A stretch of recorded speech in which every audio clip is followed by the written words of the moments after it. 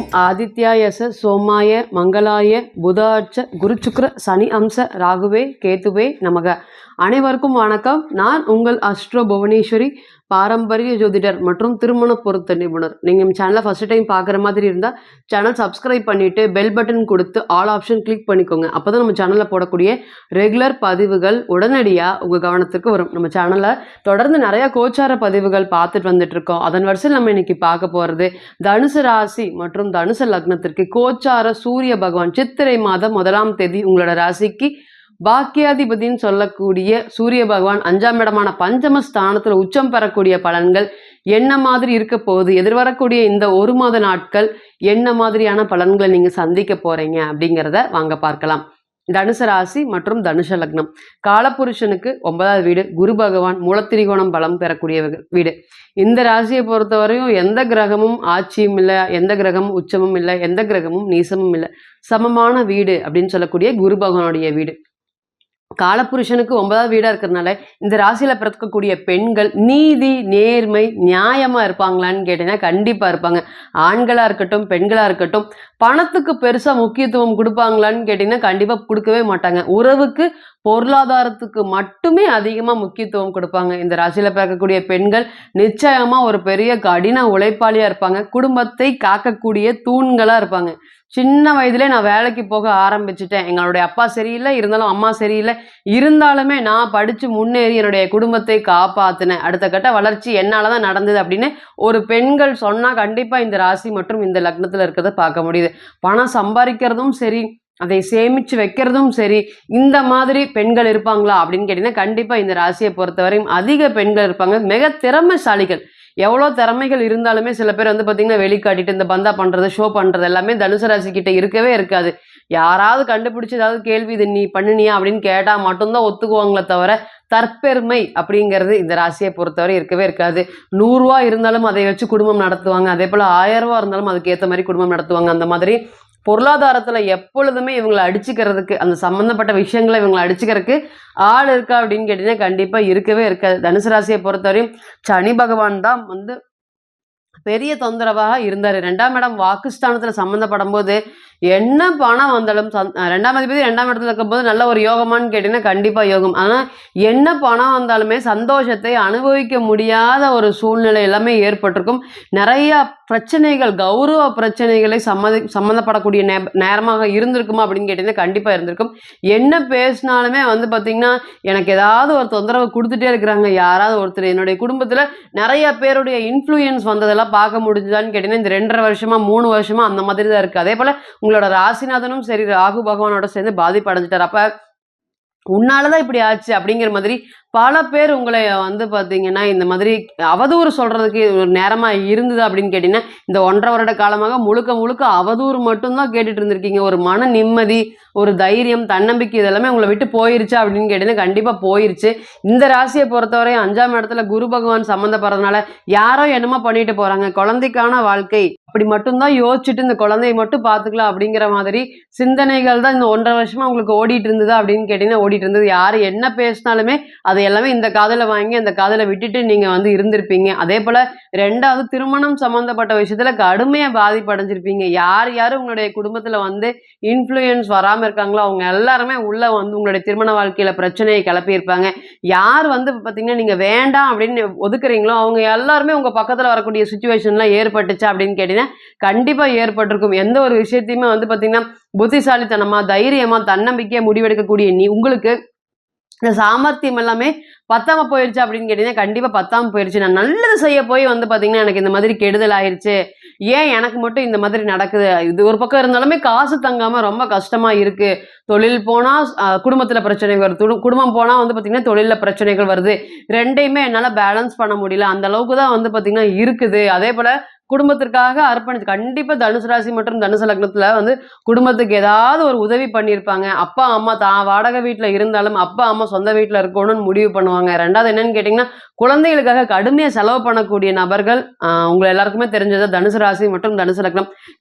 தான் பட்ட கஷ்டங்கள் தன்னுடைய குடும்பத்துக்கும் பரக்கூடாது, அதே போல தன்னுடைய குழந்தைகளும் நல்லா இருக்கணும் அப்படிங்கிற 24 மணி நேரமும் குழந்தை சார்ந்த சிந்தனைகள் தனுசு ராசி மட்டும்தான் அதிகமா இருக்கு. இது மாதிரி தொழில் சார்ந்த விஷயங்களும் சரி, பேச்சு வம்பு வழக்கு வாக்கு விஷயங்களும் சரி, உங்களுக்கு பிடிக்காத நபர்கள் எல்லாமே உங்க பக்கத்துல வந்து நிறைய இந்த 1.5 வருடம் 2 வருட காலமாக நீங்களா இருந்தீங்களா அப்படின்னு கேட்டீங்கன்னா, கண்டிப்பா நீங்களா இருந்திருக்க மாட்டீங்க.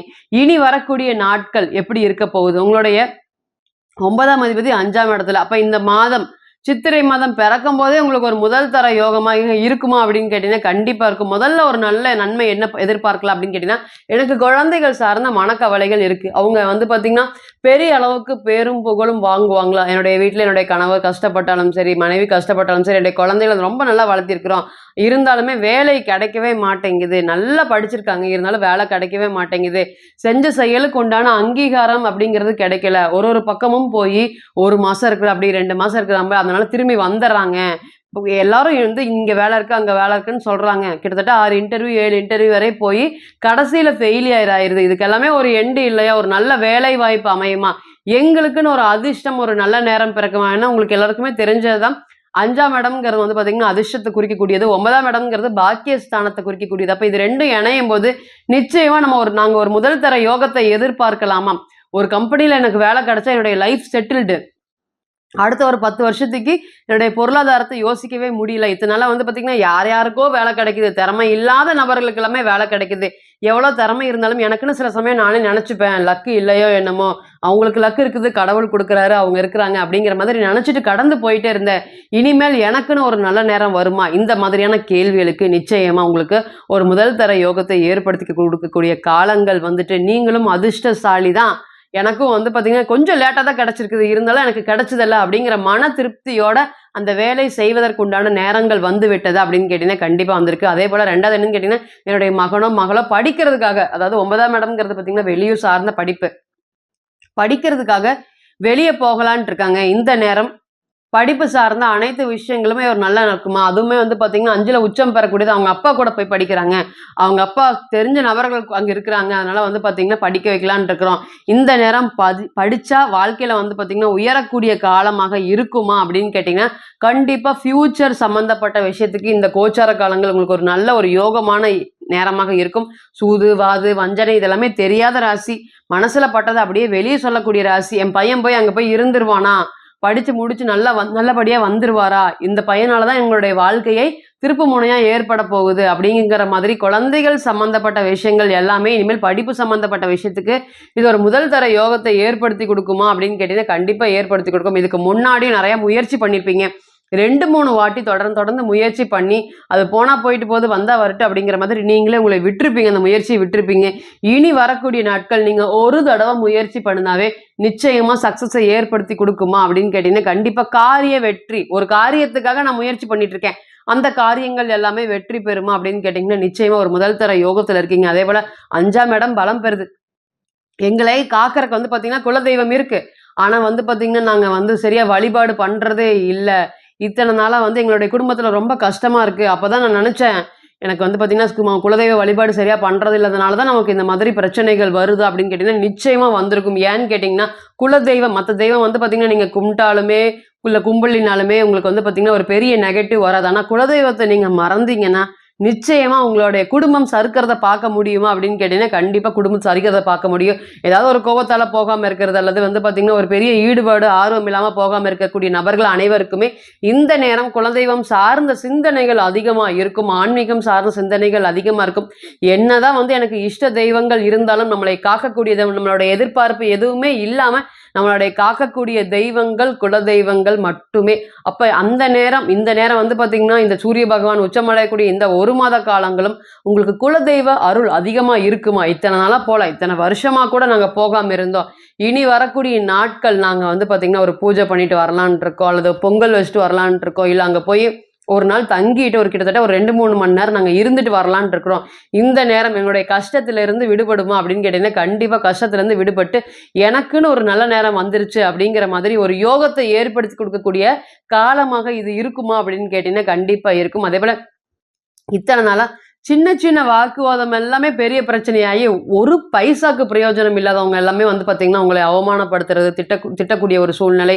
எந்த ஒரு விஷயமே வந்து பார்த்தீங்கன்னா, 10 பேர் முன்னாடி நீங்க அதாவது பொருளாதாரத்துல நான் நல்லா எனக்கு தேவையான அளவுக்கு இருந்தாலுமே யாருமே மதிக்க முடியாத அளவுக்கு இருந்திருப்பீங்க. தனுசு ராசியை பொறுத்தவரை மானம், மரியாதை, கௌரவம் ரொம்ப எதிர்பார்க்கக்கூடிய நபர்கள். பிரச்சனைன்னு ஒண்ணு வந்துச்சுனாவே, அங்க இந்த மாதிரி என்னைய அவமானப்படுத்திட்டாங்க அப்படிங்கிறது தான் வந்து காலத்துக்கு இருக்குமோ தவிர, சீக்கிரம் ஒரு விஷயத்த மறப்பாங்களான்னு கேட்டீங்கன்னா, மறக்கவே மாட்டாங்க. நீங்க பணம் வாங்கி அவங்கள ஏமாத்துனா கூட அவங்க மறந்துருவாங்களே தவிர, இந்த மதிப்பு, மரியாதை, கௌரவத்துல கை வச்சா தனுசு ராசி விடுமான்னு கேட்டீங்கன்னா, விடவே விடாது. 10 வருஷம் ஆனாலும், 20 வருஷம் ஆனாலும் திருப்பி பழையபடி பேசுவாங்களான்னு கேட்டீங்கன்னா, கண்டிப்பா பேசவே மாட்டாங்க. அந்த மாரி வைராக்கிய நபர்கள். சொல்லிட்டே போலாம் தனுசு ராசியை பொறுத்தவரையும். இனி வரக்கூடிய நாட்கள் அனைத்துமே குழந்தைகள் சம்பந்தப்பட்ட விஷயத்திலும் சரி, பூர்வீகம் சம்பந்தப்பட்ட விஷயத்திலும் சரி, முழுக்க முழுக்க படிப்பு ஒரு முதல் தர யோகத்தையும், அடுத்த கட்ட வளர்ச்சி குடும்பத்தை நோக்கி போறதையும் நம்ம கண்கூடாக பார்க்கலாமா அப்படின்னு கேட்டீங்கன்னா, கண்டிப்பா பார்க்கலாம். இப்ப நீங்க கேட்டுட்டு இருந்த அனைத்துமே வந்து பாத்தீங்கன்னா, கோச்சார பலன்கள் தான். 40லிருந்து 60% மட்டுமே பொருந்தும். தனிப்பட்ட ஜாதகத்தை நம்ம எடுத்து, தசா புத்தி நடப்பு அந்தரம் கணிக்கும்போது, கிரகம் பெற்ற பலம், பலவீனம் அடிப்படையில பலன்கள் கூடவோ, குறையவோ செய்யும் அப்படிங்கிறதுல ஒருபோதும் மாற்றம் இல்லைங்க. தனிப்பட்ட ஜாதகத்தை நீங்க ஆலோசனை பண்ண விருப்பப்பட்டா, கீழ இருக்கக்கூடிய இந்த நம்பருக்கு கான்டாக்ட் பண்ணுங்க. நான் வணங்கக்கூடிய நரசிம்மர் உங்க எல்லோருக்குமே நல்ல வளமான வாழ்க்கையை ஏற்படுத்தி தர நான் நிச்சயமா பிரார்த்தனை பண்ணிக்கிறேன். மீண்டும் ஒரு பதிவில் உங்களை எல்லாம் சந்திக்கும் வரை உங்களிடமிருந்து விடைபெறுவது உங்கள் அஸ்ட்ரோ புவனேஸ்வரி. நன்றி, வணக்கம்.